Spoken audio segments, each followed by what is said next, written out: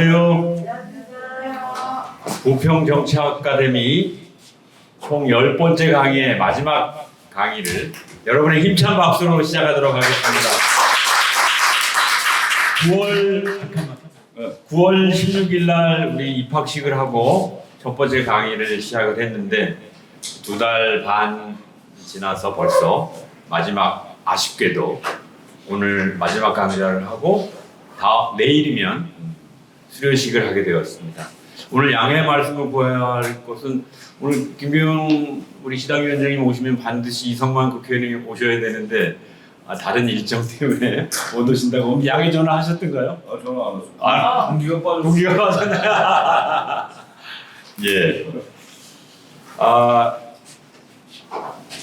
오늘의 강의 주제는 우리 이제 그동안 강의한 걸 모아서 구체적으로 인천시에서 저희 당원들이 힘을 모아서 함께 해결해야 될 우리 앞으로의 행보에 관한 얘기입니다. 인천시 현안 과제와 해법 그리고 인천시당의 비전 이것이 오늘 주제입니다. 우리 여러분 소개 안 해도 잘 아시겠습니다만 우리 김일용 국회의원께서는 우리 교재에도 나와 있지만 45살 약관의 나이에 17대 국회의원이 되셔서 계속 하셨으면 지금 4선이 넘으실 텐데 중간에 좀 시련을 겪으시고 국회 사무구청장도 하시고 저희가 시의원 할 때 또 인천시 정무부시장을 맡으셔서 여러 가지 현안 문제를 아주 중요하게 해결을 하셨고 그 뒤에 장관급인 국회 사무총장을 맡으셔서 두루두루 경험을 겪고 이번에 마침내 21대 국회에 다시 입성을 하시는 오뚜기의 기질을 보여주셨습니다.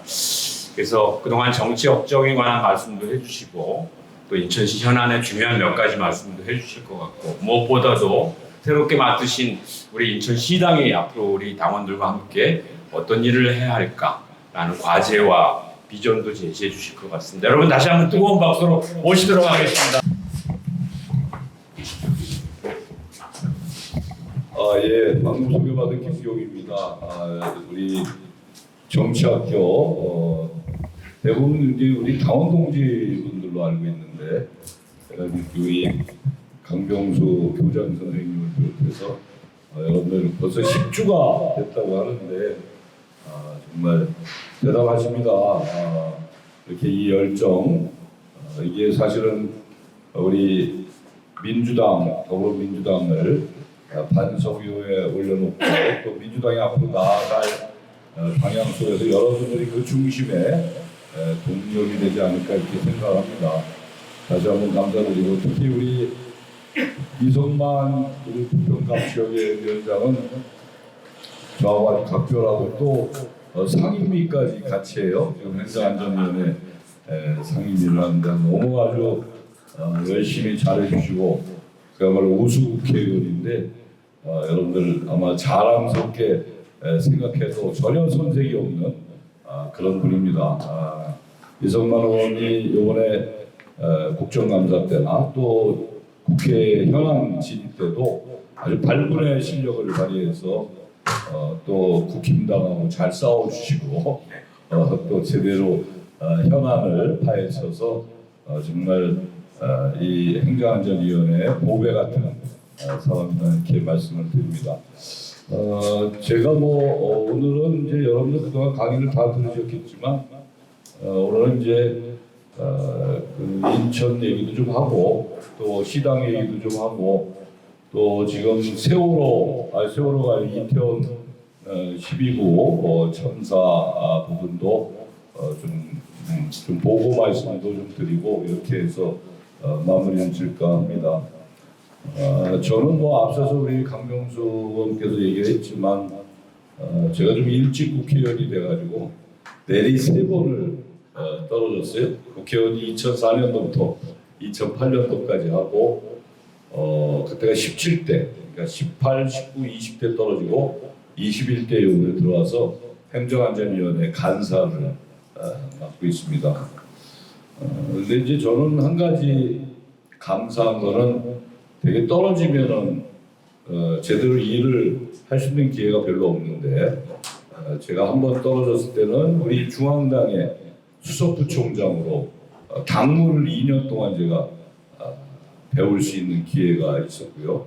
두 번째 떨어졌을 때는 송영길 시장 때 인천시 정무부시장으로 우리 강병수 의원님 또 이성만 위원장이 시의회 의장할 때 제가 2년 정무부시장을 해서 행정을 또 공부할 수 있는 기회가 있었고 세 번째 떨어졌을 때는 정세균 국회의장 때 비서실장하고 사무총장을 해서 이 국회나 이 국정을 좀 들여다볼 수 있는 그런 소중한 기회를 제가 가졌습니다. 저는 정말 하나님께 감사를 드리는 게 이렇게 이제 좀 연단이 좀 됐다고 할까요? 이게 떨어지면서 그러면서 이제 제가 하나님께 기도를 한번 했어요. 요번도 떨어 지난번 선거 때 요번도 떨어지면 이제 정치를 저는 안 하고 다른 일을 좀 해야겠습니다. 근데 만약에 저한테 정치할 수 있는 기회를 주시면 정말 잘할 수 있습니다.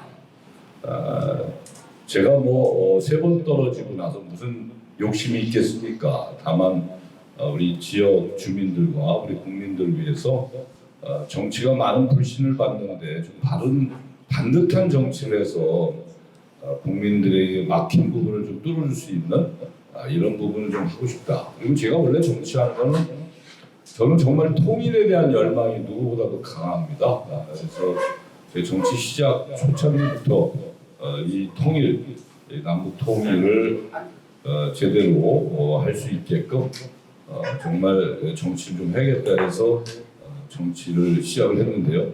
그런데 지난번 21대에 제가 어떻게 용케 당선이 돼서 이렇게 여러분들도 뵙고 국민들에게 봉사할 수 있는 기회를 갖게 돼서 정말 저는 감사하게 생각합니다. 근데 이제 그렇게 떨어지면서 이 훈련을 했던 이런 부분들이 그게 가는 게 아니더라고요. 이게 하나의 자양분이 돼서 정말 저한테는 큰 도움이 되고 있다는 생각을 합니다. 이번에 저희가 행정안전위원회에서 이성만 의원이 이제 경찰국 신설에 대해서 굉장히 강하게 얘기를 하면서 행안위가 이제 뜨겁게 달궈졌고 여러분들 다 아시다시피 158명의 우리 젊은 청년들이 운명을 달리했습니다. 정말 이태원 그 해밀턴 길을 가다가 왜 사람들이 저렇게 많이 있지 하면서 들어갔다가 참사를 당한 청년들도 있고요. 정말 안타깝습니다. 그리고 거기서 살아서 생존자로 거기서 살아서 나온 사람이 본인만 살았다라는 죄책의식에 자살을 한 사람도 있고요. 정말 굉장히 답답한 지금 상황인데요. 저는 지금 우리 윤석열 정부가 아무리 준비를 안 하고 대통령이 됐다고 해도 이렇게 가서는 안 된다. 윤석열 정부는 정말 해야 할 일을 해야 되는데 국가와 국민을 위해서 해야 할 일을 해야 하는데 하고 싶은 일만 하는 것 같아요. 그 하고 싶은 일은 뭐냐?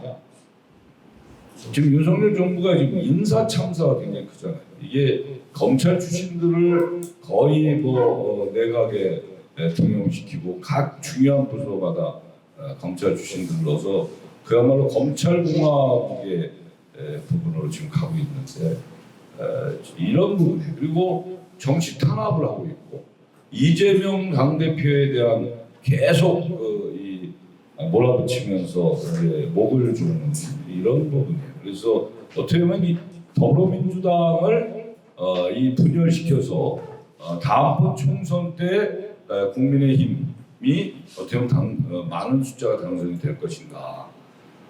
윤석열 정부는 국회를 아랑곳하지 않습니다. 국민을 아랑곳하지 않아요. 윤석열 대통령의 지지도를 아랑곳하지 않습니다. 이 정치의 가장 근본 요체는 국민을 편안하게 하는 것이고 국민을 안전하게 하는 것인데 국민을 아랑곳하지 않습니다. 오직 정치적인 탄압 속에서 이재명 당대표의 목을 조여서 어떻게 하면 우리 당을 부셔서 그야말로 2년 뒤에 국민의힘이 많이 당선될 것인가 이거가 가장 주된 목표다. 그래서 인사 문제에 벌써 참사가 있었고요. 경제도 여러분들 지금 아시다시피 고금리에다가 고환율에다가 고물가에다가 굉장히 지금 어렵습니다. 지금 사업하는 분들은요 이게 금리가 올라가고 이렇게 되면서 더 힘들어져요. 그리고 강원도의 김진태 도지사의 강원도 레고 사건으로 인해서 지금 건설사들이나 여기가 PF가 일어나지 않아서 지금 굉장히 지금 어렵게 돼 있습니다. 거기다 뭐 금리 올라가죠. 이러다 보니까 제조업은 또 환율 때문에 지금 환차선이 굉장히 많이 나죠. 이러면서 이제 경제가 무너지기 시작한 거고, 특히 건설 경기가 안 좋으면 골목 경제가 안 좋아지는 거예요. 그게 다 먹이사슬처럼 이게 얽혀 있어서 건설에서 경기가 좀 돌아줘야 하도급 업체가 돌고 그 하도급 업체와 관련된 자재가 납품이 되고 그러면서 골목에 와서 소비가 되고 이렇게 되는데 이게 지금 다 안 되고 있습니다. 아우성입니다. 그런데 윤석열 정부는 오직 정치적인 탄압 속에서 몰아붙이기식만 하고 있다. 외교 참사가 일어났잖아요. 정말 국가적인 망신이잖아요. 뭐 욕을 해야 되질 않나. 그게 우리 국회를 얘기하는 건지 미국 의회를 얘기하는 건지 그건 모르겠으나 제가 보기에는 미국 국회일 수도 있고 우리 국회도 있을 수 있는데 거기다 바이든 얘기는 분명히 했고 욕까지 한 거는 분명한 거예요. 그러니까 그거를 자막까지 실어서 했던 MBC 방송을 요번에 외국 갈 때 전용기에 태우질 않은 거예요. 이건 군사정권 때도 이러지 않았어요. 네? 그러니까 한겨레가 같이 못 가겠다고. 경향신문 마찬가지. 그래서 그 사람들이 민항기를 타고 갔는데 그 취재가 제대로 되겠어요? 전용기는 경유하는 시간도 없고 그냥 그 목적지로 가는데 그 뒤늦게 가서 이제 취재하고 이렇게 했다고 하는데 어찌됐든 이런 부분들이 굉장히 지금 심각한 문제로 되고 있다. 안보도 마찬가지잖아요. 무지막지합니다. 네, 안보가 지금 남북 관계가 여러분 있잖아. 엄청난 긴장 관계. 거기다가 미국, 일본 같이 해서 이 3국이 이 군사 훈련을 하면서 어떻게 보면 독도까지 자위대를 불러들인 거 아니에요? 아무 개념이 없다. 제가 보기에는 아무 개념이 없어. 최소한 이 대한민국을 책임지는 최고의 지도자인 대통령이 국정 철학이라도 있어야 되는데 그게 없는 거예요. 그러다 보니까 안전의 문제의 참사가 일어나고 있는 거예요. 그래서 12구 참사가 일어나게 된 거 아닌가. 여러분 12구 참사는 사전에 계획을 제대로 안 해요. 현장 대응을 제대로 안 해요. 사고 난 뒤에 사후 대책도 제대로 안 하고 완전히 국가가 없었다. 컨트롤 타워가 없었다. 이렇게 보시면 돼요. 사전에 지금 용산구청장 말고 이번 5월 말까지 6월까지 한 성장현 용산구청장 민주당 소속이에요. 그분은 할로윈데이 때는 본인이 직접 이 대책회의를 해서 용산서장 부르고 용산소망서장 부르고 이태원 관광특구 연합회장 부르고 관계자 다 불러서 대책회의를 했고 본인이 행사 때는 나가서 본인이 컨트롤 타워 역할을 했고 예를 들어서 지금 참사한 골목이 이렇게 돼 있어요. 제가 가보니까 이렇게 경사가 됐는데 이 경사된 데를 올라가는 길에 완웨이 일방 통행을 시켰다면 이런 참사 없잖아요.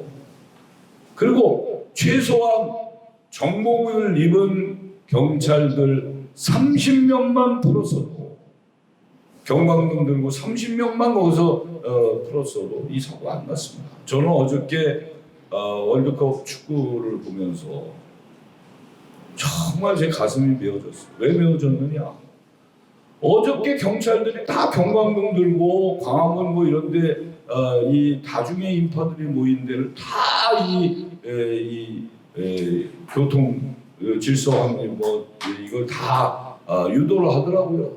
아무 문제 없이 잘 가죠. 꼭 사고가 난 뒤에 이런 짓을 벌린단 말이죠. 158명의 정말로 우리들 아들, 딸들 아닙니까? 그럼 이걸 대책을 안 세웠어. 그런데 그때요, 이미 6시 34분부터 112 서울시 경찰청, 서울경찰청 112 상황실에는 전화가 계속 간 거예요. 우리 압사당할 것 같다. 빨리 와달라. 이거 심각하다. 죽을 것 같다. 아무 대책을 세우지 않았어. 10시 15분부터 사람이 죽어나간 거예요. 근데 그 시간 전에 8시 반에 해밀턴 호텔 바로 옆에 녹사평역에 대통령실 주변에서 데모를 막다가 경찰 기동대가 대기를 하고 있었어요. 이제 데모 막는 게 끝났기 때문에 와서 대기하고 있었어요. 8시 반에. 그때 그 기동대 한 1개 중대가 60명인데요. 이 60명만 풀었으면 이 사고는 절대 나지 않았어요. 그리고 그 시간대에 지금 이제 윤석열 대통령이 지금은 이제 외교부 장관 공간에 리모델링해서 관저로 쓰잖아요. 그때 이사가지 않았을 때. 그때 서초동에 자기 개인 아파트 앞에 타워팰리스인가 그 앞에 이계 중대가 그냥 대기하고 있었어요. 이계 중대가 120명. 지금 이사간 관저 거기에는 200명의 경찰 기동대들이 그냥 있었어요. 그 중에 1개 중대 60명만 어디에서 빼든 뺐으면 158명 절대로 죽지 않았습니다. 근데 그 당시에 137명의 경찰들을 투입했는데 58명은 정보이고 나머지는 사법 형사들. 마약 사범을 잡으려고 들어가. 마약 사범. 경찰들이 기자들한테 연락했어. 10시 반부터 우리 마약 사범 잡는다. 취재하는 거겠지. 그 전에 이미 10월달 초순, 10월 7일부터 윤석열 대통령이 얘기하고 10월 21일 날 윤석열 대통령이 마약하고 전쟁을 선포했어. 24일 날 여당과 정부가 당정회의를 마약 가지고 했어요. 그리고 나서 이 사고가 터졌어요. 26일 날 했다. 26일 날. 그러니까 우리는 이렇게 보는 거예요. 우선 사전 대책을 세우지 않았다.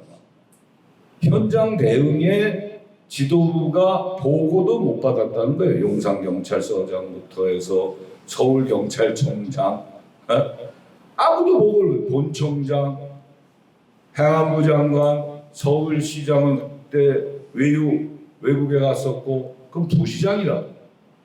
그 다음에 용산구청장. 용산구청장은 정신 나간 분이에요. 이분이 그날 경남 의령이에요. 그분 고향이 의령이래요. 의령에 개인적으로 시제 지내러 갔어요. 시양제를 지내러 갔어요. 그래놓고 외부에다가는 거기 지역 축제에 갔다는 걸 우리가 밝혀냈죠. 지역 축제는 그 전날이었어요. 그러니까 자기네 행사가 있는데 남의 지역에 지역 축제 간 것도 이상했지만 개인적인 시제를 지내러 간 거예요. 근데 그분이 8시 전에 도착을 했어요. 그러면 그때 들어가서 본인이 컨트롤 타워가 돼서 경찰 소방관 이렇게 해서 했다라고 하면 이 사건은 안 났을 거예요. 그래서 집으로 갔어요. 집으로 가면서 그 지구당의 단톡방, 당원들 단톡방, 거기 지구당 위원장 국회의원이 권영세 현재 통일부 장관, 여기 단톡방에 이 사람들이 너무 많아서 좀 걱정이 된다 이런 메시지까지 올렸어요. 그럼 그 집으로 간 거예요. 그러니까 아무도 이 사고에 대한 예방을 하지 않았다. 근데 그때 그럼 경찰들은 뭘 했냐? 아까 얘기했던 마약 사범 잡는 거에 초점이 있어. 더 큰 초점은 대통령실 주변에 집회 시위를 막으려고 거기에 모든 경찰 병력들이 다 투입됐던 거예요. 그래서 저는 이것은 우선 사전에 대책을 세우지 않았다. 중간에 사고 현장 주변에 그야말로 누군가가 이걸 책임지는 사람들이 경찰 병력을 일개 중대만 충분히 아까 제가 얘기한 대로 투입이 가능했는데 그걸 못했다. 그리고 또 하나는 1조 5천억을 들였어요. 재난안전 통신망을 6년 10개월 걸려서 이거 만들었어요. 우리가 세월호 참사 이후에 이걸 대처하기 위해서 우리 국민의 혈세를 들여서 만드는 거예요. 그게 뭐냐? 세월호 때 보니까 무전기가 다 채널이 달라서 서로 연락도 안 되고 통합적 운영이 안 되니까, 또 이런 재난사고가 발생했을 때 의사나 소방관이나 경찰이나 각 지자체 행정 쪽이 또 행정부가 다 함께 이거 공동 대처해야 돼요. 의료기관까지. 이게 안 되는 거예요. 그러니까 6년 10개월 걸려서 1조 5천억을 들여서 이걸 다 만들었어. 이걸 가동을 안 한 거예요. 이 가동을 안 했어요. 이 가동이 새벽에 됐어. 왜 새벽에 됐냐? 사고 나서 이제 많은 이 사망자들이 발생했는데 어디 보낼 데가 없는 거예요. 영암실도 못 찾고 이 사망자들 어떻게 모셔야 될지도 모르겠고 하니까 5시간 6시간을 병원 찾고 뭐하고 하다가 그 뒤에 이게 가동이 되면서 의료기관이 들어오고 의사들이 투입되면서 이제 이 새벽 5시가 좀 넘어서 막 배치가 되는 거예요. 그때도 중환자부터 먼저 의료기관에 보내고 사망자는 뒤에 보내는 거거든요. 중환자부터 먼저 보내서 생명을 살릴 사람들 빨리 살리고 이렇게 해야 되는데 그것도 안 됐어요. 그러니까 이 하나하나를 들여다봤을 때 너무나 처참하고 너무나 제가 봤을 때는 정말 이런 무책임하고 무능하고 이런 정부가 어디 있겠나 이런 생각을 하는 거예요. 그래서 저희가 이 부분에 대해서 국정조사를 해야 되겠다. 물론 국정조사를 하다가 미흡하면 특검까지 가야 되겠죠.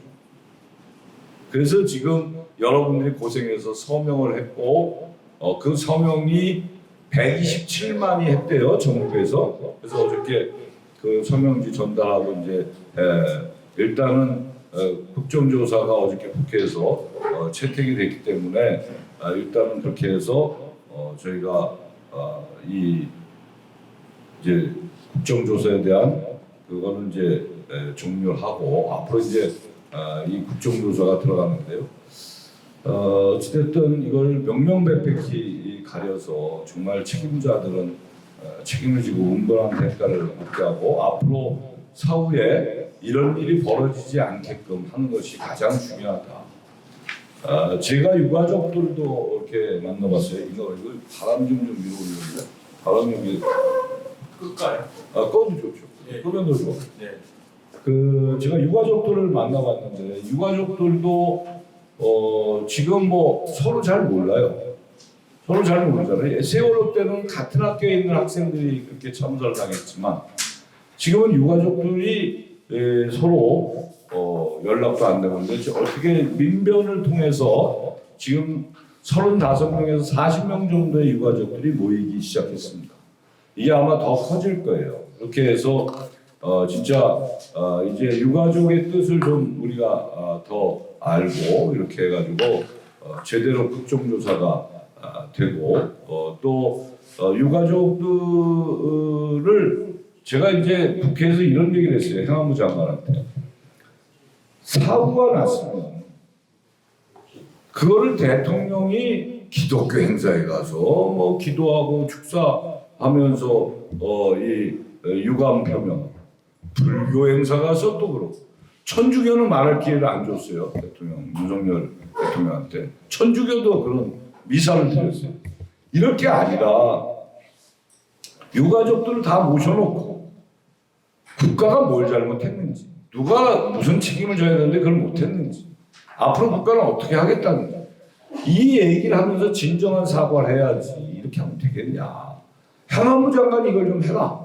본인은 하겠다고 말은 하는데 이런 거예요. 근데 지금 아주 희한한 일이 지금 벌어지고 있는 거예요. 그래서 여러분 정말 지금 근데 이 댓글이 악성 댓글들이 많이 올라와서 이태원은 놀러 간 건데 왜 국가가 배상하냐? 왜 위로비와 장례비를 왜 줘야 되냐? 이런 악성 댓글들이 굉장히 많아서 유가족들이 마음을 굉장히 상처를 입고 있어요. 근데 대한민국이 정말 웃기는 나라가 미국이나 선진 유럽 쪽은 이런 참사나 사고나 이 희생자가 나왔을 때 국가가 배상할 때 절대 배상 얼마를 했다는 얘기 안 합니다. 미국이 9.11 테러 나서 많은 수의 미국 시민들이 사망했지만 절대 지금까지 그들에게 얼마 배상했다는 얘기 안 해요. 근데 우리 대한민국은 이틀 뒤에 배상 얼마, 위로금 얼마 이걸 얘기하는 나라예요. 그러니까 더 국민들이 봤을 땐 왜 거기다 놀러 가서 사망한 사람을 왜 돈 주냐 이렇게 나오는 거예요. 그러니까 아주 이번 이태원 참사는 정말 우리들이 앞으로 잘 들여다보고 이거를 국민의힘에서는 정쟁으로 가려고 국정조사한다 반대했던 거예요. 근데 여론이 워낙 국민 70%가 국정조사 해야 된다고 하니까 할 수 없이 들어온 거예요. 들어와 놓고도 그저께 원내대표끼리 다 합의해 놓고 어저께는 제가 협상을 하는데 검찰청 빼달라는 거 아니에요. 대검찰청. 그 대검찰청을 왜 빼냐? 그 정쟁으로 간다는 거예요, 우리가. 그 왜 우리가 정쟁으로 가냐? 그 대검찰청의 마약 부분을 하면 되는데 이거를 검찰을 갖다 국정조사장에 불러놓고 이제 정쟁을 하려고 한다 이렇게 얘기합니다. 그렇지 않다. 우리가 마약 때문에 대검찰청을 부르니까 마약 얘기할 거다. 제가 해도 안 돼. 그래서 이제 협상한 게 뭐냐면 마약 관련된 부서의 장만 증인으로 부르는 걸로 한 거예요. 그 원래 이 타결된 그걸 검찰을 빼자는 건 그대로 놔두고 마약 부분만 마약 부서의 장.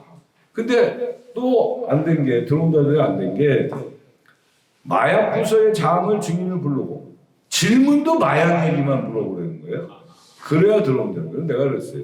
야, 대한민국 국회의원들이 어떤 사람들인데 우리가 무슨 말을 하는 거에 질의의 내용을 규정할 수 있냐? 그거 못하겠다. 나. 하지 말라는 거예요. 그랬더니 나중에 또 들어온 얘기가 그럼 자기는 얘기하겠다. 네 하는 건 네 마음대로 해라. 나는 그 얘기 못하겠다. 그래서 어저께 그걸 명확하게 정리를 했는데 그게 왜 그러냐? 이제 뭐 끝났으니까 여러분한테 말씀드리는데 대검찰청이 마약을 총괄하는 데가 반부패 강력부래요. 반부패 강력부. 근데 반부패 강력부가 이재명 당대표도 수사하고 있어. 그 대장동 사건을. 그러니까 우리가 반부패 강력부장을 불러놓고 이거 이 방탄으로 가려고 하는 거 아니냐 이런 거예요. 그래서 제가 그랬어요. 그다음 그쪽 국힘의 간사한테 야 우리가 바보냐? 인명이 158명이 사망했는데 우리가 거기 이재명 얘기 거기다 하면 우리가 죽는다. 너 그렇게 모르냐? 그러니까 그걸 말로 해달라는 거야. 그러니까 질문을 마약 얘기만 하는 거래. 야 이런 바보 같은 놈들 못해나. 너희들의 그 생각이 정쟁으로 가는 거야. 이 고귀한 생명을 앗아간 이 참사를 너희들이 정쟁으로 몰고 가는 거다. 그게 못한다. 그 깨졌어요. 협상이 깨졌다. 이제 나중에 다시 들어와서 잘 조율을 했는데 이 정도로 이 정부나 이 국민의힘이 생각하는 걸 여러분들 꼭 아셔야 돼. 정말 나쁜 사람들입니다. 제가 어저께 협상하면서 정말 제가 아주 그 마음이 정말 가슴이 아주 아팠는데 이런 상황이다 이런 말씀을 드리면서 하여튼 저희들이 이 이태원 참사에 대해서는 최선을 다해서 저희들이 하겠습니다. 그래서 우리 당이 정말 그렇다고 우리 민주당이 잘하고 있냐? 저는 뭐 꼭 그렇게 생각하지 않습니다. 우리도 잘못하는 게 많습니다. 우리도 정말 제대로 국민의 눈높이에서 제대로 이 정치 활동을 해서 국민에게 좀 희망을 줄 수 있게끔 저희도 각고 면력 꼭 하겠다는 말씀을 드리면서 일단 이태원 참사는 이 부분은 언론에 안 난 얘기를 제가 한 거예요. 조금 전에 얘기한 거니까 여러분들이 꼭 아셔서 국힘이나 이 정부가 모든 사안을 어떻게 보고 있는가 이 부분을 여러분들이 꼭 아셔야 되겠다 이런 말씀을 드립니다. 그리고 이제 제가 보니까 정치가 좀 변화해야 돼요. 이게 지금 우리 당 구조는 우리나라의 구조는 양당 구조 속에서 내가 상대를 죽여야 내가 사는 거예요. 그러니까 정치가 굉장히 극단으로 치닫아요. 극단으로. 요즘은요 여야 국회의원들이 밥도 잘 안 먹어요, 여러분. 옛날에는 싸울 때 싸우더라도 끝나면 밥도 먹고 술도 먹고 풀고 그랬어요. 제가 17대 국회의원 할 때만 하더라도. 요게 19대부터 18대까지는 괜찮아. 19대부터 바뀌었어. 진짜 잘 안 모여져요. 여야가 함께 같은 상임위에서도 잘 안 모여집니다. 그게 참 큰일이에요. 이게 너무 극단을 갖고 있다. 이 정치 제도에 좀 변화가 좀 필요하다 이런 생각을 합니다. 저는 이 의석수야 뭐 300석을 어떻게 바꿀 수 있겠어요. 그러나 비례대표를 좀 넓혔으면 좋겠다. 비례대표를. 그래서 전문 영역에 있는 사람들, 또 시민사회 활동을 한 사람들, 뭐 이런 사람들로 해서 좀 이 정치에 있어서 그분들의 역량을 발휘할 수 있는 그런 부분을 만들면 좋지 않겠는가. 그러니까 연동형 비례대표라든가 또 권역별 연동형 비례대표 뭐 이런 걸 좀 해서 비례대표를 좀 넓혔으면 좋겠다. 물론 이제 지역에 따라서는 본인들의 유불리를 따지겠지만 대한민국의 정치의 앞으로 미래 발전을 위해서는 저는 비례대표 의석수를 넓혀야 된다. 청년들도 많이 좀 참여, 여성들도 좀 참여. 이렇게 해서 좀 다양화, 다원화된 이 사회의 목소리를 최대한 담을 수 있는.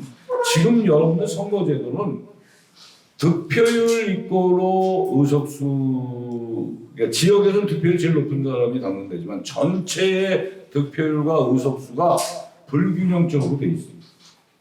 그러니까 그런 득표율의 반영을 최대한 할 수 있게끔 제도의 변화가 필요하다. 이런 생각을 저는 해요. 그리고 지금 참정권도 많이 확대가 되고 있잖아요. 여러분들 지금 18세까지 투표권이 시작이 됐잖아요. 18세면 고등학교 3학년 중에 생일이 빠른 친구들은 투표하게 돼요. 요즘은 이제 우리가 얼마 전에 국회에서 통과시킨 건 만 16세도 부모의 동의가 있으면 정당에 가입하게끔 해놨어요. 그러니까 좀 이렇게 젊고 역동적으로 좀 바뀌어야 된다. 그리고 저는 국회의원도 국민소환제 해야 된다고 보는 사람이에요. 국회의원만 국민소환제가 없어. 국회의원이 법을 만들어서 그래요. 우리가 잘못하면 국민소환 돼야죠. 우리가 다음 월요일날 이제 제가 법안심사 소위원장인데 국민 소환제 가지고 법안이 또 올라온 것도 있어요. 그래서 그걸 한번 제가 심사를 하는데 그건 국회의원 소환은 아니야 아직까지는. 이제 지방자치단체장 이거를 좀 바꾸는 건데요. 하여간 국회의원도 난 넣었으면 좋겠다. 그게 정치개혁 아닌가. 국회의원이라고 다를 거 뭐 있어요? 잘못하면 소환당해서 이제 아웃돼야죠. 네? 그리고 신진 인사도 좀 들어오고 좀 그랬으면 좋겠어요. 그래서 그런 거를 좀 같이 앞으로 좀 해야 된다. 이제 그런 것들을 하려면 개헌이 좀 돼야 돼요. 개헌.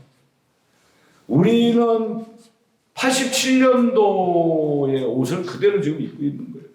87년도 지금 몇 년입니까? 그 옷을 그대로 입고 있어요. 그때는 기후변화 이런 게 없었어요. 저탄소 이런 게 없어요. 헌법에.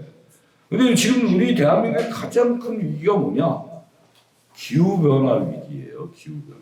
여러분들 코로나 나오고 메르스 나오고 이런 건 다 기후변화 속에서 이게 이 질병이 나오는 겁니다. 이런 거. 그 다음에 지금 우리나라 출산율이 0.73이에요. OECD가 최하위.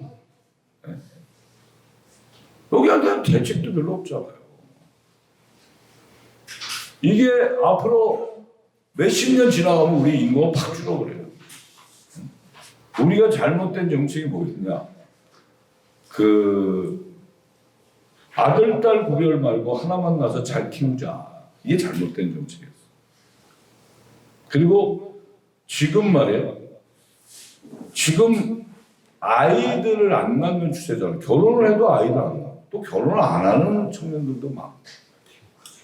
이런 것들을 제대로 국가에서 이 제도적인 지원과 예산 지원이 난 절대적으로 필요하다고 봅니다.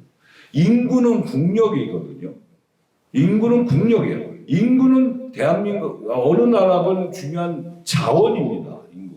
대한민국이 세계 경제 10위권으로 갈 수 있었던 거는 사람입니다. 사람. 우리 대한민국 뭐 부전 자원이 있어요? 부전 자원이 없잖아요. 오직 사람이 열심히 일하고 머리도 좋고 능력이 있어서 대한민국이 지금까지 온 거예요. 그래서 이거를 우리가 반드시 인구 문제부터 또 우리가 5년 단임제로 하니까 얼마나 이게 처음에 인수받아서 1년 끝에 1년은 이제 이 권력의 누수 현상이 일어나서 이제 별로 일도 못하고 3년 일하는 거 아니에요 대통령이. 이게 이래가지고 되겠어요? 그러니까 극단으로 가는 거야 극단으로. 그러니까 또 국민들은 안 보는 거지. 난 이거면 끝나는데 뭐 내 할 거 다 하고는 끝내지 뭐. 그러니까 예를 들어서 개헌을 하면서 4년 중임제로 해서 일자라고 한 번 더 하게 한다든가. 뭐 하여튼 그 제도야 논의를 해봐야 되겠지만 제가 이제 정세균 국회의장 때 개헌 특위 만들어가지고 전국을 다녔습니다. 전국의 시민사회 전문가들 토론회를 6개 권역에서 해가지고 이미 백설 이만큼 되게 만들어놨어요. 그 다음에 전문가 토론회도 하고 다 거의 준비를 끝냈습니다. 이제 하기만 하면 돼. 내 김진표 의장한테도 이번 국회의장한테도 얘기했어요. 그저께 공감 많잖아요. 개헌하십시오. 개헌 지금이 기회다. 개헌하십시오. 본인들에게 강렬한 의지를 갖고 있어요. 개헌해야 됩니다. 그래서 지금 21세기 지금에 맞는 옷을 바꿔 입어야 돼. 87년도 옷 갖고 되겠냐고. 지금 현안 문제, 정치 구조의 개혁 뭐 이런 것들 다 담아서 개헌이 꼭 저는 돼야 된다 이런 생각을 합니다. 그렇게 해서 이제 정치 제도적으로 정비가 되면 이제 많은 변화가 있을 거예요. 그래서 저는 이렇게 정치학교를 통해서 좋은 정치할 사람들을 발굴해야 돼요. 여러분들 저 뒤에 우리 사무처님 계시지만 이번 지방선거 때도 그랬잖아요. 뭐 젊은 여성 찾아야 되고 청년 찾아야 되고 뭐 할당이 있잖아 30%뭐 이렇게.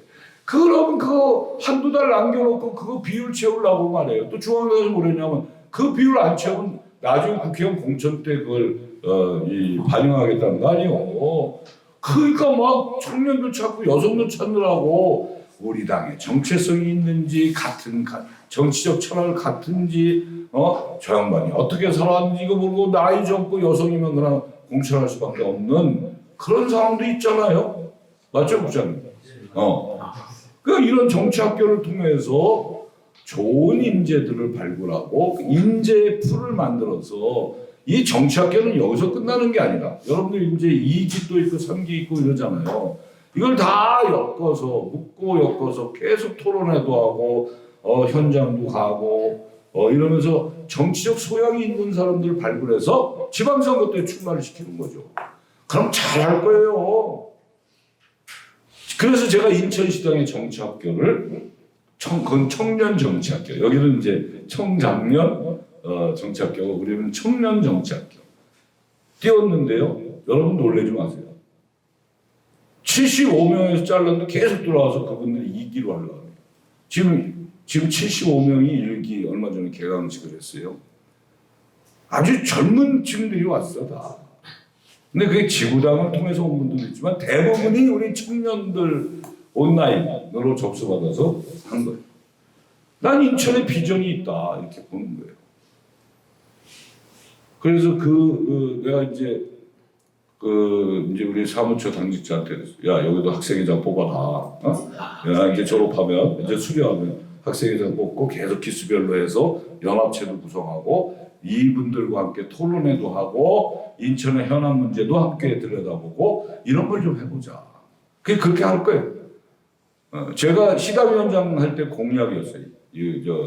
민주정착교를 만들겠다. 그거 이제 지금 하는 거예요. 그런데 이제 인천이 그러면 어떤 데냐? 우리가 인천에 있으니까 저는 인천은 진짜 하늘과 바다와 땅이 열려 있는 축복받은 도시다. 지금 말이에요. 대한민국과 일본과의 경쟁이나 대한민국과 뭐 프랑스와의 경쟁 이런 게 아니에요, 여러분들. 도시와 도시 간의 경쟁이다. 지금 21세기는 인천과 중국의 상해와의 경쟁, 인천과 일본의 도쿄와의 경쟁, 이렇게 도시와 도시 간의 경쟁으로 가고 있다. 그 인천은 뭐냐? 인천은 공항이 있죠, 항만 있죠, 사통팔달의 도로망이 구축돼 있죠, 경제자유구역이 있죠, 인구가 300만이죠. 인구는 늘어나고 있잖아요. 이제 부산이 330만으로 여러분들 줄었어요. 엊그저께 얘기했죠. 우리는 300만입니다. 그러면 내가 보기엔 불과 한 4년 이후 되면 부산을 이제 넘어섭니다. 인천이 대한민국의 2대 도시가 됩니다. 그래서 저는 예전에 송영기 실장한테 제가 그런 얘기를 했어요. 미국을 가보면 워싱턴이 정치의 도시 아니에요. 정치 중심 도시지. 뉴욕이 경제 중심 도시다. 우리를 보면 대한민국을 보면 서울은 정치 중심 도시다. 그럼 인천은 뭐냐? 경제 중심 도시로 가야 된다. 인천. 사통팔달의 도로망과 공항 항만을 끼고 있는 우리 인천이다. 천혜의 요새가 인천이다. 그래서 제가 중앙에 있는 그 장관이나 차관들한테 하는 얘기가 뭐냐면 지역 균형 발전을 하되 우리 대한민국의 거점 중심 도시를 키워야 된다. 세계 속에 우리가 도시 간의 경쟁을 하려면 그게 인천이다. 내가 인천이라 그런 것이 아니고 대한민국의 미래 먹거리를 위해서도 경제 경력 있는 도시를 키워줘야 된다. 무조건적으로 뭐 이 파이 나누듯이해서 지역 균형 발전시키는 게 아니고 지방도 소멸되고 힘들으니까 지방 균형 발전도 해야 되지만 또 하나 트랙으로 투 트랙으로 하나는 인천을 경제 중심 도시, 경쟁력 있는 도시로 키워서 대한민국의 대표적인 도시로 키워라. 선택과 집중. 이렇게 가야 됩니다. 인천. 보세요. 인천이 1885년도에 미국의 선교사들이 들어오면서 인천 제물포항을 통해서 세계의 눈물이 다 인천으로 들어왔죠. 선교 중심 도시가 인천이에요. 선교. 우리 인천이 대한민국 최초가 100가지가 넘는다는 거 아니야. 고속도로, 우체국, 호텔, 공원, 짜장면부터 해서 100가지가 넘어요. 우리 인천이 그런 걸 잘 보존해야 되는데 우리 인천의 시장들이 그걸 잘 못하고 있어요. 외국은 별거 아닌 것도 스토리텔링을 넣어서 관광객들이 오게 하는데 어느 나라인가? 브라질인가 어디나 좁은 골목에 거긴 키스의 골목이라는 거 아니에요? 키스의 골목, 좁은 골목. 거기 이제 두 사람이 서로 가기가 힘들 정도로 아주 좁은 골목이래요. 키스의 골목. 그러니까 관광객들이 거기 가는 거예요. 젊은 남녀가 의미를 부여하는 거예요. 거기다. 근데 우리는 역사와 전통이 있고 대한민국 최초가 이렇게 많은데 그걸 그대로 놔두라고. 그대로 놔두라. 그래서 그거를 관광 상품화 시켜야 된다는 거죠. 그럼 아마 우리 인천이요. 인천국제공항이 지금 코로나 이제 이게 제대로 끝나면 1억 600만 명이 1년에 환승하고 거기서 유동을 하는 거예요. 1억 600만 명. 4활주로가 지금 돼 있는데 27년도 되면 5활주로 공사가 착공이 돼. 그러면 1억 3천만 명이 1년에 공항을 통해서 환승하고 이제 유동을 하는데 그럼 그 사람들이 환승할 때 어디 가겠어요? 지금 어디 가느냐? 인사동 가고 판문점 가요. 그게 환승 시간이 8시간에 12시간 이렇게 돼요. 거기 갔다 오는 거예요. 공항의 인기가 뭐하니까. 근데 우리 인천국제공항이 인천에 오게 해야지. 인천에. 외국의 관광객들이 인천에 와서 호주머니를 열어줘야 인천의 지역 경제가 사는 거 아니겠어요? 그걸 만들어야 된다. 저는 그 생각을 갖고 있는 거예요. 그럼 뭐냐? 인천에 올 수 있는 볼거리를 만들어주고 보면 뭐예요? 배고프잖아. 먹거리를 만들어줘야 돼요. 역사가 있어야 돼요. 이런 걸 종합적으로 만드는 스토리텔링의 도시를 만들어야 돼요. 그걸 해야 돼요. 그거 안 하잖아요. 사람들 시장이. 그걸 꼭 해야 돼요. 앞으로 인천이 이렇게 경쟁력 있는 도시예요. 근데 그걸 아직도 우리가 제대로 못하고 있지만 그걸 해야 되고 또 인천의 상징적인 인물들이 많이 있잖아요. 여러분도 아시는 우리 조봉암, 죽산 조봉암 선생. 죽산 조봉암 선생이 진보당 당수로 대통령 선거에 나가서 박정희 대통령하고 해가지고 이승만하고 해서 30몇 프로 얻었어요. 그때 많이 얻었어요. 그러니까 이승만 대통령이 봤을 때 이거 최대 정적이거든. 그 조봉암 진보당 당수를 이제 엮은 거죠. 그래서 사형을 당했어요. 그게 2011년도 우리 대법원에서 무죄가 됐습니다. 지금 무죄가 됐어요.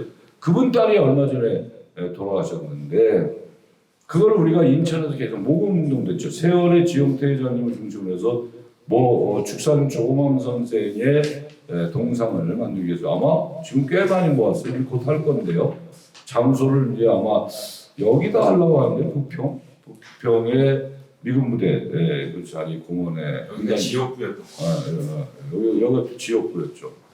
그래서 여기다 하려고 하는데 아직 결정은 하지 않았지만 그 우리 시민들이 많이 모금을 동의를 해서 동상 비용을 다 만들어놨어요. 그래서 그거 이제 해서 우리 인천 시민들을 하나로 묶을 수 있는 거죠. 인천에 이런 훌륭한 지도자가 있었구나. 조봉암 선생님이 토지개혁도 하고 대단한 분이었죠. 남북 통일 이런 거에 아주 선구자로서 활동을 했던 분입니다. 근데 이제 정적에 의해서 이제 사용당하신 분이고, 그 다음에 여러분들이 잘 모르실 거예요. 만호 홍진 선생이라고 해요. 홍진 선생. 이분이 아마 임시정부 때 의정원의 마지막 의장. 지금 그래 국회의장이지 뭐. 했던 분인데 국회 박물관에 이분이 돼 있어요. 자료 사진하고. 근데 우리 인천 분들 잘 몰라. 그래서 제가 이제 여기 시민운동하는 분들하고 만호 우리 홍진 선생에 대한 기념사업회를 좀 하자. 그래서 이제 그게 지금 이제 태동되기 시작했어요. 움직이기 시작해서 진행을 지금 이제 하고 있고, 장면 박사라고 이런 거 아실 거예요. 장면 박사. 우리 이제 그때는 그 내각제 때 총리를 했으니까 내각의 수반 그분이 인천 분이고, 또 곽상훈 의장이라고 아마 그분 고향은 경상도 부산인가 어디인데 여기 인천에서 정치 활동을 했던 분이에요. 그분도 의장까지 했죠. 이런 우리 지역에 이제 그 지도자들이 있어요. 근데 우리 젊은 세대가 잘 몰라. 인천이 이런 데라는 걸. 이런 것도 좀 알려주고. 당 대표도 많이 나왔잖아요. 이제 송영길 대표에 이어서 또 우리 이재명 대표도 인천 어찌됐든 인천의 지역구를 두고 당 대표가 됐고, 또 정의당의 또 이정미 당 대표 얼마 전에 또 됐고, 이러면서 옛날에 황우여 대표도 있었고요. 이렇게 해서 정치적으로도 인천이 절대 다른 지역에 비해서 뒤지지 않는다 이런 생각을 합니다. 그래서 하여간 인천이 이런 역사성과 앞으로 정치력과 또 지정학적으로 뛰어난 이런 걸 갖고 있는 데가 인천이다. 거기서 이제 우리 시당의 역할, 더불어민주당 인천시당이 좀 강하고 유능한 시당을 좀 만들고 싶다. 좀 그런 생각이에요. 그래서 여러분들이 좀 참여하고 싶은 분들은 얼마든지 저는 환영하고 같이 했으면 좋겠고, 이 노장청이 좀 어우러지는 그런 이제 화합의 정당, 그리고 지금 우리가 정책 이 협의회 같은 것도 지금 만들어서 좀 떨어진 구청장들 있잖아요. 그분들 좀 이렇게 모셔서 지역마다의 현안 문제, 또 지난 지방선거 때 공약했던 게 제대로 이행되는지, 문제점은 뭔지, 지금 우리가 시의원 숫자가 훨씬 적잖아요, 국민의힘보다. 그러니까 그런 것들. 그리고 제가 원내대표단을 정례화시켰어요. 구의 원내대표, 또 시의회 원내대표. 그 원내대표단하고 제가 정례 모임을 가지면서 거기 지원할 거 있으면 지원하고, 그 다음에 청년위원회, 여성위원회, 노인위원회, 각 위원회를 굉장히 활발하게 지원을 할 계획도 있고 지금도 지원을 하고 있어요. 하여간 그렇게 해서 각 위원회별로 좀 제대로 활동할 수 있게끔 이렇게 하려고 합니다. 그리고 어찌됐든 이제 당원들이 또 함께 모일 수 있는 그것도 준비를 하고 있습니다. 그러니까 사실은 이번에 12구 참사 직후에 저희가 큰 행사를 하려는데 이것 때문에 못하고, 내년 1월 달에 이제 신년 모임으로 하고, 또 신년 뭐 등반대회를 한다든가 이렇게 하고, 또 체육대회도 준비되어 있고, 이렇게 해서 좀 당원들이 하나로 응집될 수 있는 힘을 좀 만들어야 되겠다 이런 생각을 합니다. 그리고 이제 우리가 구청장도 이제 우리 북서구권에서만 2분이 됐는데 나머지 다 떨어졌잖아요. 그래서 이런 것들도 좀 정치 역량을 좀 강화를 해서 이 유정복 인천시장을 좀 견제를 해야겠다. 시의회와 지방자치단체장 이쪽을 잘 우리가 견인해내서 유정복 시장을 좀 견제하고 제대로 우리 더불어민주당이 제대로 자리매김할 수 있도록 해야겠습니다. 지금 유정복 시장은 얼마 전에 행정구역 개편을 던졌어요. 근데 행정구역 개편 그 자체만 놓고 보면 좋아하는 시민들도 꽤 있습니다. 근데 행정구역 개편을 하면서 저희하고 아무런 상의를 안 합니다. 원래 행정구역 개편하려면 이제 해안부하고 관계를 해야 돼요. 해안부하고 하려면 행정안전위원회 여기 지역에 저하고 이성만 의원이 있는데 여기가 아무 상의도 안 했어요. 그걸 던진 거예요. 그리고 행정구역을 개편하면 막대한 예산이 듭니다. 뭐 다 바꿔야 되잖아요. 근데 수기 과정이 없이 그냥 던졌다. 그러면서 선정을 하는 거예요, 일단. 그리고 얼마 전에 재물포를 부활하겠다. 중구하고 동구를 묶어서 재물포구로 하고 이걸 부활하겠다. 뭐 이런 것들. 홍콩시티처럼 만들겠다. 뭐 이런 것들. 그러니까 선언적인 걸 굉장히 많이 지금 던지고 있어요. 그게 사실은 좀 긴장되는 부분이다, 우리가. 왜냐하면 시민들은 그런 거에 혹하거든. 사실은 그게 될지 안 될지 모르지만 일단은 그런 핑크빛 나는 그림을 우리 시민들은 사실은 이제 눈길이 갈 수밖에 없는 거예요. 그런 거를 우리가 잘 봐야 된다. 앞으로 견제를 해야 된다. 그리고 이 지역화폐 같은 것도 확 줄여버렸잖아요. 여러분들 이번에 지역화폐가 행안부에서 정부안이 영원이에요. 영원. 지금 이 윤석열 정부는 초부자는 강세 정책을 하고 서민 정책은 이 서민 정책에 대한 예산을 엄청나게 깎고 있어요. 예산 삭감을. 그래서 하여튼 부자면 세금을 더 내야죠. 초부자들을 감세하면 되겠어요. 그러니까 이 재원이 어디서 나겠어요, 그게. 그러니까 그런 부분들에 대해서 적정한 배치가 돼야 된다.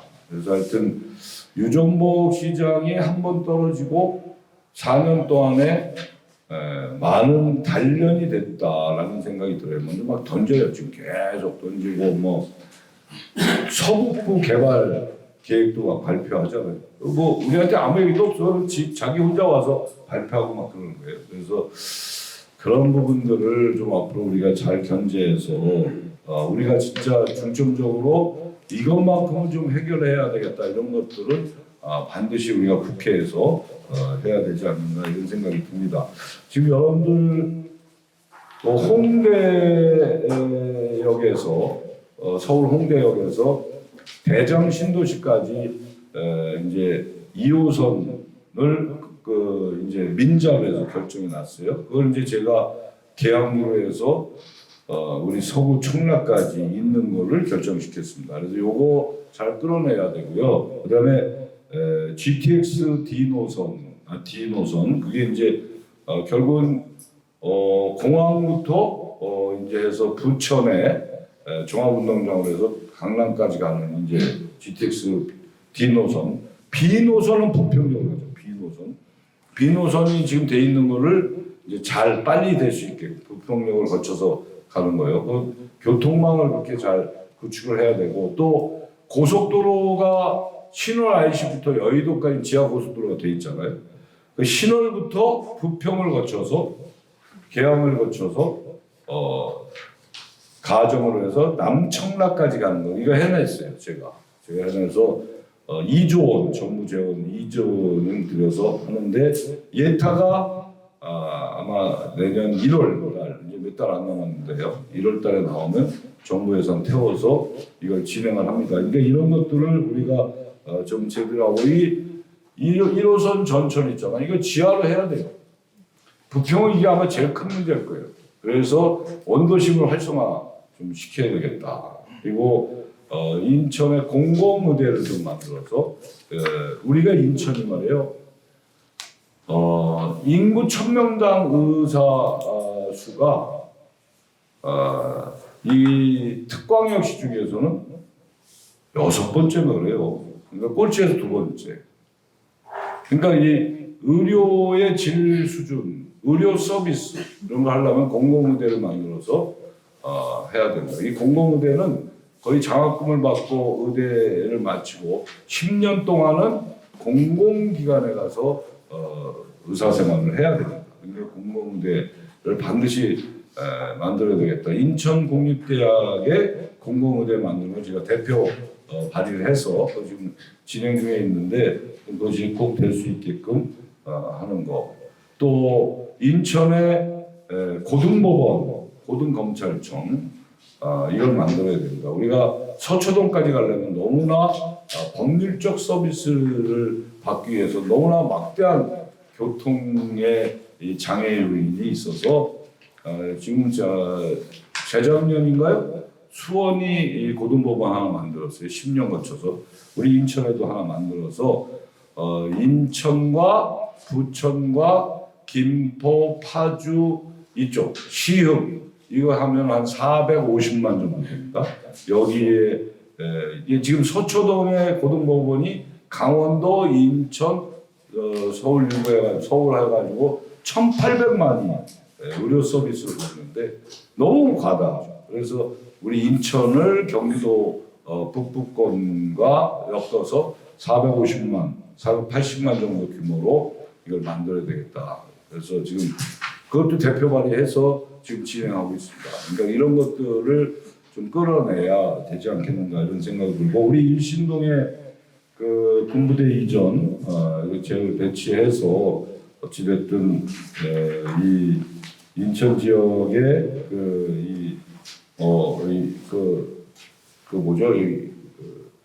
무슨 국에 장고개 길도 좀 뚫어내주고 또 미군 부대 캠프마켓 여기도 제대로 빨리 공론화도 하고 주민들의 의견을 수렴해서 제대로 개발될 수 있게끔 홍영표 의원이 옆쪽에 홍영표 의원이 법안 발의한 게 월요일 날 제가 심사합니다. 공원에 대해서도 사회 기반 시설로 해서 정부가 지원할 수 있게끔 그 미군 미군 부대 캠프마켓 그 법이거든요. 그래서 어떻게든지 한번 또 제대로 한번 해보려고 그렇게 준비하고 있습니다. 자, 그래서 하여튼 우리 인천이 이제 민주화의 또 상징이 됐잖아요. 5.3 인천 민주화 운동이 1986년도 5월 3일 날 옛날 시민회관 앞에서 그게 이제 직선제 개헌으로 쭉 저쪽 경상도부터 해서 올라와서 인천을 거쳐서 서울까지 가는 5.3 인천 민주화 운동이 됐던 민주화 운동의 상징적인 데가 인천인데 그 법도 내일 모레 월요일 날 이번에 간신히 올렸습니다. 국힘당에서 반대하는 거 제가 야 내가 여기 주역이고 내가 감옥까지 갔다 왔는데 이 법을 못하면 내가 되겠냐. 나 이 사퇴해야 된다 하면서 그래서 간신히 5.18, 5.3 그다음에 민주유공자법 세 가지를 제가 정말로 어렵게 올려서 심사를 합니다. 그래서 제대로 해서 우리 인천이 민주화의 성지, 상징적인 도시가 될 수 있게끔 그 힘을 모아서 그게 더불어민주당의 동력이 되고 더불어민주당의 강한 인천시당 속에서 내후년도에 우리가 국회의원 선거에서 이성만 의원을 필두로 해서 다 당선돼서 정말 제대로 한번 우리가 정부도 만들 수 있게끔 다음번엔 정권을 가져와야 되지 않겠습니까? 맞습니다. 이렇게 해서 할 수 있는 그런 모토를 반드시 여러분과 함께 만들겠다는 말씀을 드리면서 오늘 우리 부평정치학교 여러분들 정말로 자랑스럽고 든든하고 또 여러분들의 이 힘이 다른 지구당에도 번지고 또 시당에 총합적으로 이루어져서 우리가 승리하는 민주당이 되기를 간절히 기원하면서 다시 한번 바쁜 중에 정치학교에 함께 하신 여러분께 진심으로 감사의 말씀드리겠습니다. 고맙습니다. 질문. 자연스럽게 말씀하세요. 일단 두 가지가 있는데요. 아까 말씀하신 부분 중에 국민 소환제를 확대 개편한다고 말씀해 주셨는데 지금 정치 극단화인 이상 어용 시민단체들이 국민 소환제를 악용해가지고 그 정치가 오히려 파탄이 나지 않을까 하는데 혹시 거기에 대한 대책도 같이 생각하세요? 그건 이제 우리가 비율로 봤을 때 그렇지 않게끔 이제 비율 조정을 하죠. 그건 전혀 걱정 안 하셔도 돼요. 그리고 아까 인천 무정복 시장이 행정 개편을 한다고 하셨잖아요. 혹시 그게 게리맨더링 그러니까 선거구 조작 그 관련해가지고 그건 이제 게리맨더링하고는 좀 다른데요. 그 행정구역 개편이 정말 순차적으로 잘 된다고 해도 4년 걸립니다. 내년 국회의원 선거하고는 관계가 없고요. 이게 제대로 한치의 이 오차 없이 가도 4년이 걸리는 거니까 그 걱정을 안 하셔도 돼요. 게리맨더링이 될 수가 없을 거예요. 또, 네. 지난번 그 12구 사태 때 그 뭐 정부나 우리 민주당 국회의원님들이나 행안부 이런 쪽에서 반과한 게 하나 있는 것 같습니다. 저희 개인적인 생각에는 그게 윤 대통령이 청와대 안 들어가고 그 이쪽으로 나오면서 경찰 그 공권력 있지 않습니까? 그런 것들이 그쪽 쏠림으로 해서 그런 사건이 일어났다고 생각하는데 개인적으로는 그것도 하나의 굉장히 큰 영향이라고 생각을 하거든요. 근데 어느 분도 그거에 대한 지적은 없는 것 같습니다. 얘기했습니까? 그럼요. 이게 왜냐하면 아까도 제가 말씀드렸는데 윤석열 대통령이 대통령실을 용산으로 옮기면서 경찰 병력이 집회가 이제 그쪽에서 이루어졌고 경찰 병력이 거기에 다 초점이 모아졌다. 그 얘기는 뭐 우리가 국회에서 많이 얘기를 하고 있고 요번에 이제 국정조사 계획서에 그 내용이 포함되어 있습니다. 목적에 마약하고 그게 예. 두 가지 좀 질문드리고 싶은데요. 지금 이제 정치 제도에 관련해서 아까 이제 말씀하셨던 내용들 중에 이제 청년 여성 이제 뭐 30% 할당, 의조 할당 그런 지침들이 있었던 걸로 알고 있는데요. 이제 저는 개인적으로 고민하는 게 이제 청년들이나 여성들이 이제 직업으로서에 대한 정치를 좀 고민을 많이 해봤어요. 그러면 이제 첫 번째 이거를 해결할 수 있는 가장 큰 방법 중에 하나는 지금 정당법에 보면 정당 사무원은 100인 이하로 중앙당에서 분배하는 걸로 딱 시도당까지만 이게 돼 있거든요. 그 부분을 어쨌든 제도 개혁을 하게 되면 정당법을 바꿔야 되는데 그 부분에 대해서 좀 어떤 의견을 가지고 계신지 하나랑 그다음에 지역도 보면 지금 현재 2010년도 때 개정될 때인가 아무튼 시도당 그 지구당을 폐지를 하고 시도당에서 다 관리를 하고 법적으로는 지역별로 당협위원회 사무실을 둘 수는 있지만 뭐 시도당의 하부 조직으로는 되지 않고 있어요. 그래서 결과적으로 이제 시도당에서 지역위원회가 운영이 되려면 국회의원분들이 계시면 물론 여기에서 이제 법적으로 보좌관이라든지 사무국장이라든지 지역하고 국회하고 이제 배분을 해서 운영을 할 수가 있기 때문에 국회의원이 당선이 되면 훨씬 지역에서 유리한 상황을 가지고 갈 수가 있고 나머지 이제 원외나 아니면 새로 신규 지역 같은 경우에는 그런 게 절차적으로 현재 막혀 있다고 보거든요. 그러면 그런 부분들 중앙당에서 어떤 그 유급 사무원을 확장을 해서 시도당에서 만약에 현재 시스템만 가져도 100인 이상을 예를 들면 200인 정도로 확대를 하면 시도당이 훨씬 더 원활하게 돌아갈 수 있을 거다라는 게 한 가지가 있고요. 그러면 이제 나머지 지역위원회에서 그 원외라든지 없는 부분들을 어떻게 운영할 건지 그러면 구체적으로 각 지구당을 부활을 해야 된다는 이런 의견들도 많이 가지고 계시거든요. 그래서 이제 그런 부분들이 좀 해결이 돼야 어떤 정치가 제도가 좀 개편이 될 수 있다고 좀 생각이 들어요. 그래서 이런 부분들에 대한 어떤 가장 구체적으로 사람들이 청년이라든지 여성들이 각 지역에서 끊임없이 활동할 수 있는 공간들을 넓혔을 때 아까 말씀하신 그런 부분은 자연스럽게 해결이 될 거라고 봐요. 그래서 그런 부분들이 확대가 돼야 아까 유정복 시장이 얘기했었던 행정구역 개편이라는 거는 아까 말씀하신 대로 그냥 이슈 파이팅이라고 봐요. 근데 냉정하게 따지면 민주당은 이슈 파이팅에서 실패를 한 거예요. 근데 이런 부분들이 해결이 될 수 있는 방법이 좀 그렇게 생각을 하는데 거기는 어떤 의견을 가지고 계십니까? 지금 현재 우리 당이 정당법에 보면 중앙이 당직자 100명, 시도당이 당직자 100명, 200명으로 돼 있어요. 그러다 보니까 우리 인천시당 같은 경우는 상근 당직자가 5명, 상근 당직자, 삼초장 빼고 6명만 법적으로 쓰게 돼 있어요. 굉장히 어려움이 많죠. 그리고 국회의원은 국회의원 사무실을 둬서 아까 말씀하신 대로 뭐 보좌관이나 비서관이나 해서 정치 자금에 의해서 또 그밖에 이 뭐 간사나 이런 사람은 정치 자금에서 봉급을 줄 수 있으니까 국회의원 그렇게 돌아가는데 원회는 지금 하나도 안 돼요. 그래서 저는 지구당 부활이 맞다고 보고요. 지금 정치개혁에서 지구당 부활을 시키려고 하고 있습니다. 정개특위에서.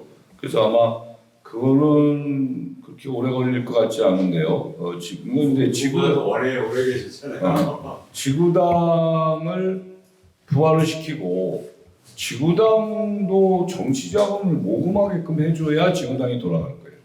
옛날에는 지구당비를 줬어요. 중앙에서. 한 달에 뭐 100만 원인가 50만 원인가 얼마큼 김대중 총재 시절에 그렇게 줬어요. 원외한테. 근데 지금은 우리 당이 그럴 구조가 아니거든요. 그러면 지구당을 부활시켜주고 지구당을 운영할 수 있는 정치 자금을 형성할 수 있게끔 합법적으로 만들어줘야 돼요. 그렇게 하면 제가 보기에는 많은 부분이 소화가 될 수 있고요. 그래서 좀 그러니까 이렇게 정치학교 출신들 중에 정치 참여를 할 사람들이 지구당에 이런 데 들어서 유급직으로 활동하다가 이제 지방선거 되면 출마할 수 있는 이런 구조적인 틀을 갖춰주면 좋겠다. 그게 이제 정치 엘리트의 충원 기능을 이제 해야 된다 이런 생각을 갖고 있습니다. 네. 또 없어요? 네. 다리가 바로 앉아서 아까 저걸 말씀하셨는데 자꾸 기억이 가물가물. 그 친구들하고 앉으면 얘기 중에 국회의원 수 100명을 줄이자 이런 말 가끔 해요 이제. 근데 거기에 정말 재밌는 대답을 잘 못하고 우물쭈물 하고 했었는데 아까 말씀 듣고 보니까 국회의원 100명 비례대표를 좀 넓히자. 넓히자. 근데 그 대답을 그러면 지역은 좀 줄어들죠. 예, 그 내가 마음에 드는데 그 대신 이제 모든 일이 지금 뭐 아까 지구당 문제도 장점 단점 있지 않습니까? 그만 그 제도나 이 제도나 그 비례대표를 했을 때 저 생각은 참 이제 딱 되겠다 이렇게 생각했는데 문제는 전에도 그 비례의원 때문에 뭐 돈이 뭐 말씀이 많았잖아요 옛날에. 아, 요즘 그런 거 없어요. 그때 옛날에 말이죠. 옛날에 그래서 그럼 어쨌든 그 비례원을 뽑는 방법이 정말 과학적이 된다면 정말 우리 위원장님은 역사에 남을 정치가 될 겁니다. 왜냐면 참 복잡할 것 같은데 내가 그게 그 방법만 나와서 이왕 생각하실 테니까 기어이 관찰을 해가지고 좀 기가 막힌 방법이 와가지고 누구도 거기에 원망이 없는 그런 뭐가 되도록 한번 해주실 것 같아요. 예, 그러니까 그 지금 어르신 말씀하신 대로 비례대표를 넓히면서 권역별 연동형 비례대표를 좀 추가하면 어떤 부분이 나오냐면 왜 우리가 경상북도에 출마했는데 떨어졌는데 떨어진 사람 중에는 제일 근소한 차이로 떨어진 사람이 비례대표로 들어갈 수 있게끔도 할 수 있어요. 그러면 경상도에도 민주당 국회의원이 좀 나오고 호남도 뭐 한두 명 저쪽 국민의힘이 나올 수도 있겠죠. 그리고 사실은 우리나라 국회의원 숫자가 외국에 비해서는 적어요. 우리 국회의원 숫자가 적은 편입니다. 인구 비례에 따지면. 근데 이제 정치가 불신을 받다 보니까 국회의원 숫자 줄여야 된다. 맨날 싸움박새들만 하고 이런 거거든요. 근데 실제로는 국회의원 숫자가 적습니다. 우리가. 근데 어찌됐든 300명 이상을 넓히기는 어려울 거예요. 국민적인 여론 때문에. 그러나 300명 안에서 비례대표를 좀 연동형, 권역별 연동형으로 해서 좀 비례대표를 넓히고 지역구를 조금만 줄여준다면 아무래도 좀 많이 줄이기는 어려울 거예요. 국회의원들 이거 찬성하겠어요. 근데 하여튼 그렇게 해서 좀 이 정치 지형을 좀 바꿔야 돼요. 지금 이런 정치 지형 갖고는 이렇다니까 이게 내가 살려면 상대를 죽여야 되는 이런 정치의 극단화가 이루어지니까 이렇게 되는 거거든요. 그래서 이건 앞으로 바꿔야 될 과제다 저는 생각합니다. 또 있습니까? 네. 그럼 이제 시간이 많이 갔기 때문에 여기서 마치도록 하겠습니다. 너무 감사드리고 여러분들이 정치학교에 들어오신 이 열정을 전혀 앞으로도 변함없이 이 초심을 가지고 우리 부평과 가깝게는 부평과 넓게는 우리 인천 또 대한민국을 위해서 우리가 정치에 대한 많은 관심과 참여를 부탁드리면서 다시 한번 깊은 감사의 말씀드리겠습니다. 고맙습니다. 네, 감사합니다. 우리 김규용 의원께서 우리 정치의 변화의 방향, 또 인천의 여러 가지 현안 과제, 더 나아가서 또 여러 가지 시민께 약속하신 그 여러 가지 공약의 진행 상황까지 상세하게 말씀하시고 또 다양한 질문을 잘 말씀해 주셨습니다.